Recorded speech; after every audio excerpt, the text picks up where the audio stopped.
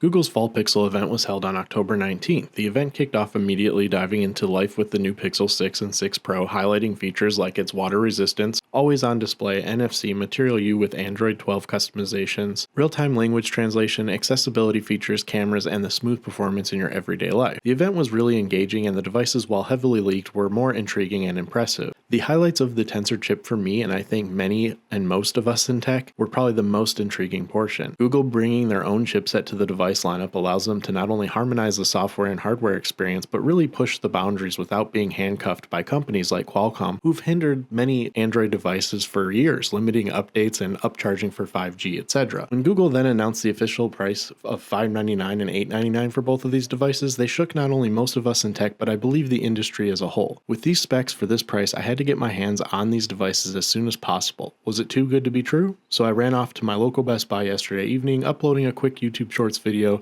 of the experience, but I wanted to talk about this hands-on in a bit more detail. Diving into the first Pixel 6, which honestly feels probably the best in hand if I compared the two, as it feels reminiscent of the Pixel 4 series, with the bezels of really no concern in person for those pondering this. Display is bright and fluid. The store units, though, did a full reset on their own every few minutes, so I had to keep swapping back to the devices, but I was able to get a pretty solid hands-on experience regardless. I personally almost prefer the build, as mentioned, of the Pixel 6, but that is just my initial first impression of holding the two in hand in a store environment, not yet in my own life environments. Shooting a few photos, I also got an idea of how much these have really improved over the Pixels and Nexus device before this. I did not have an Android device with me, however, as my Duo 2 died and my Samsungs were at home, so I couldn't use features like Nearby Share to share all the photos directly, unfortunately. Through my hands-on experience, however, I'm even more excited seeing the cameras perform this well in a store display setting to test these out overall in the real world. So subscribe for more Pixel content coming soon, as we're almost at 1,000 subscribers on the channel, and I'll definitely be covering both of these devices.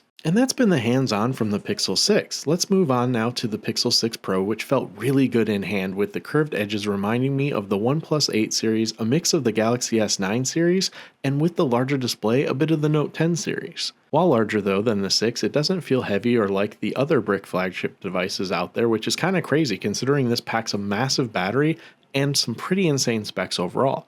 It just feels great in the hand, and there's really no better way to put that. The display is bright, much brighter than all of the other Pixels before this, which is a huge upgrade, especially when using a device like this outdoors. I don't think we'll have any issues using these new Pixel displays when enjoying the sun or in bright light situations, where previous Pixels sometimes you found yourself unable to read or use the rather dim displays they packed previously.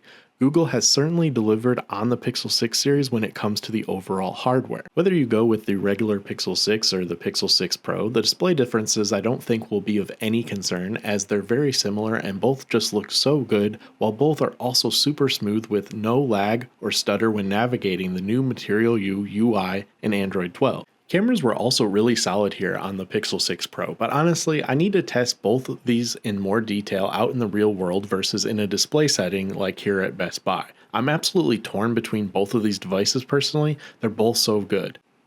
I also noticed that consuming content was incredibly immersive here on the display. I didn't have any accidental touches here at Best Buy, but I'll be curious to see what it's like using it outside of the store.